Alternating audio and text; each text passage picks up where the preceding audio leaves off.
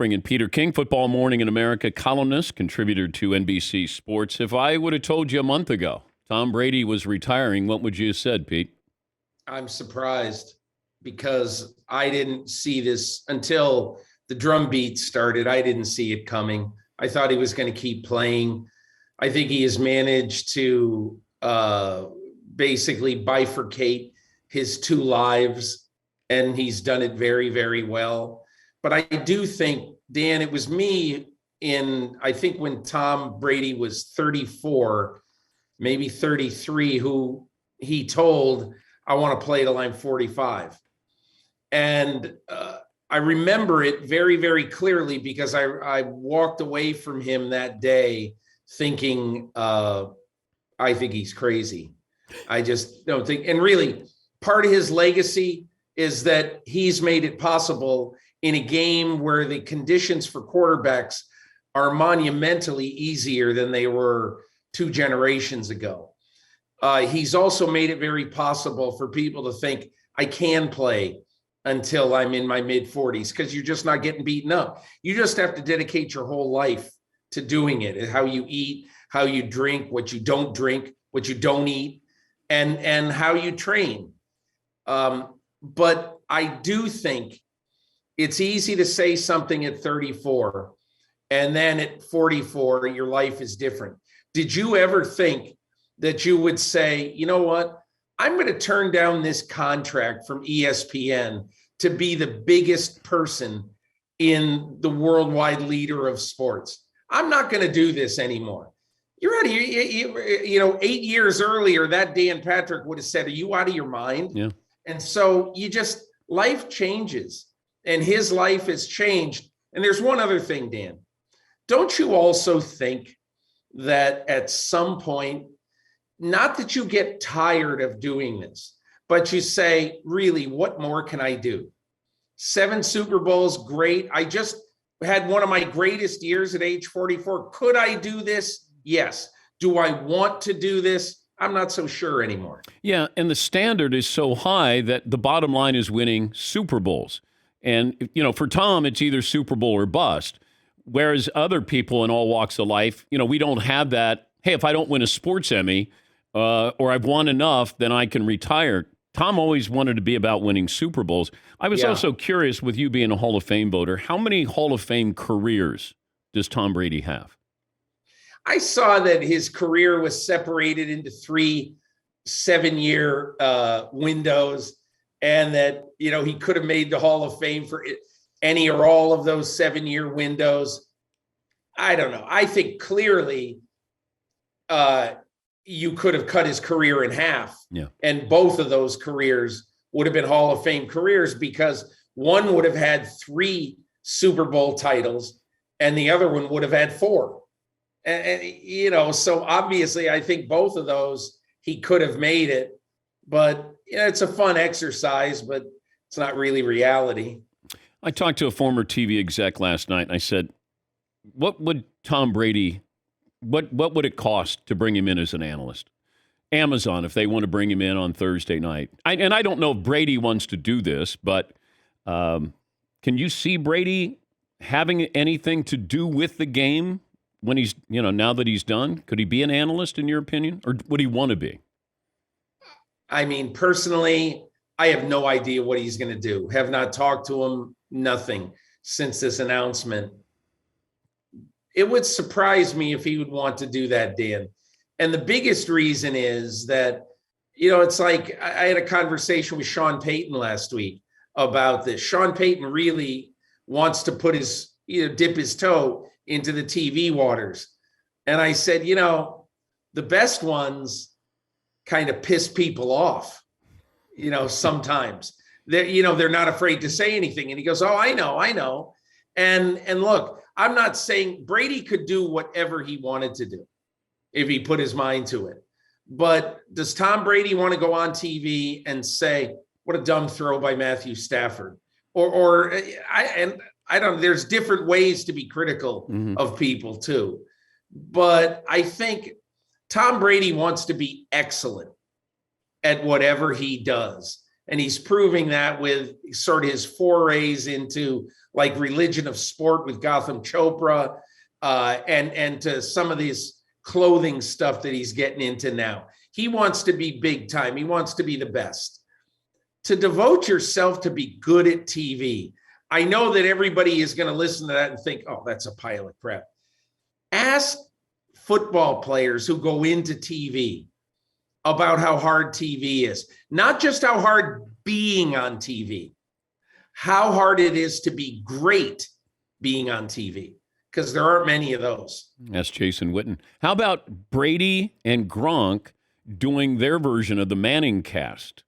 If the Mannings buy the Broncos or part of the ownership there, now I got my Brady cast with him and Gronk. Problem solved. It'd probably be hilarious, but I have a feeling there would be more drinking on that cast. I'm all in. I'm all in. There'd be more drinking than there is on the Manning cast. Although I'm not sure what there is in those tumblers that they're using on the Manning cast.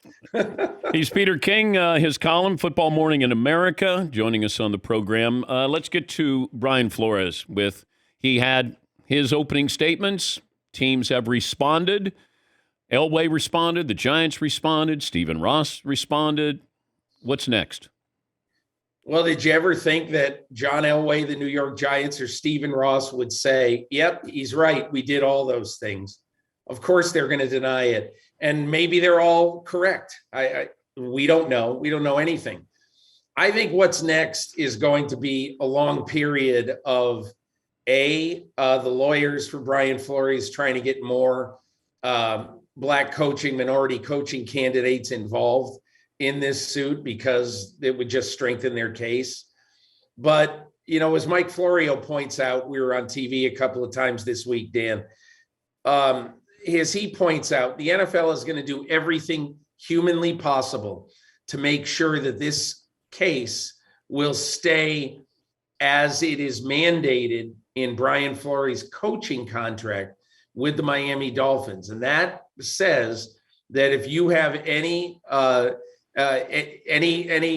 dispute with a team, with management, with anybody, it is going to be adjudicated in arbitration.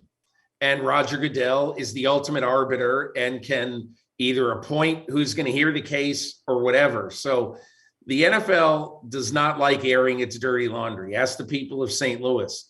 They wanted their pound of flesh and instead got $790 million.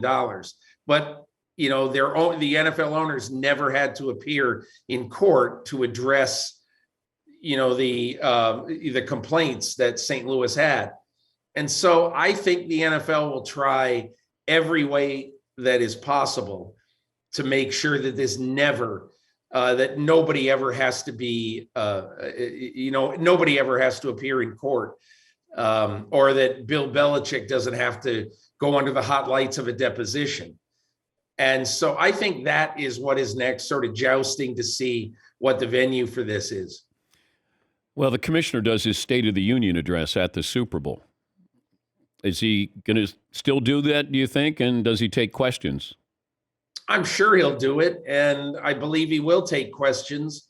And he'll get asked a lot of questions about the Flores suit, about the Washington football team, and the renewed charges against Dan Snyder. It still absolutely boggles my mind that, as one of the attorneys in the case said yesterday, why is it that there's a 200-page report on some possibly deflated footballs, and there's 0-page report on the Washington football team? And it's a great, great question. So he's going to get questions on all that stuff, assuming, he answered questions last year. I'm assuming he's going to answer questions this year. And I wonder, does the commissioner ask for Stephen Ross's cell phone? Obviously he should, or he should. Listen, Roger Goodell needs to, for the good of the game and for the good of the integrity of the game, he needs to investigate this absolutely thoroughly. And the way you do this is with an independent investigator. That's how you investigate the Stephen Ross story. Because any other way, if it's headed by Jeff Pash, you're never going to really feel good about the results of it. So in my opinion, I think that has to be, that's the only way that Roger Goodell can answer questions, with impunity about what did really happen in Miami. I just saw this. Jim Harbaugh has told the Detroit Free Press, Mitch Albom, he is done chasing NFL jobs. I mean, we'll see what happens. Tom Brady said, I'm playing till I'm 45. I mean, we'll see what happens, Dan. When you say you're done chasing NFL jobs, what if Mark Murphy and the Green Bay Packers come to him in 2 years and say, we'll give you X, Y, and Z to come coach our team? Was he chasing that job? No. And look, I don't really know Jim Harbaugh, so I can't tell you what that is. But Dan, when a guy returns after a National Signing Day, spending a day with an NFL team, and then when he comes back to his other team and he says, hey, I'm back, everybody, what is everybody supposed to believe? That he'll never look at another NFL job? I doubt it. I mean, and for him to tell anybody that I'm done chasing it, well, maybe he is. That doesn't mean the real statement will be, I will never coach in the NFL again. That's the real statement. Or I'm not going to be a candidate for any more NFL jobs, write it in stone. And otherwise, that really doesn't mean very much to me. If the MVP vote was taken after the Super Bowl, the whole season, who would win? Well, you got to tell me who wins the Super Bowl. If the Bengals win, would Joe Burrow be the MVP? If you base it on the entire season, I vote for Joe Burrow. Yeah. I mean, my final three was Aaron Rodgers, who I voted for, Tom Brady, and Joe Burrow. Okay. And obviously, if you include the playoffs, I'd vote Burrow, because how in the world can the Cincinnati Bengals, this 54-year-old franchise, that everybody thought at the beginning of the year was in the bottom 10. Everybody thought at the beginning of the year was in the bottom 10. And then they win the Super Bowl with Joe Burrow playing lights out in many of those games. It's got to be Burrow. How important is winning the Super Bowl for LA to establish a fan base?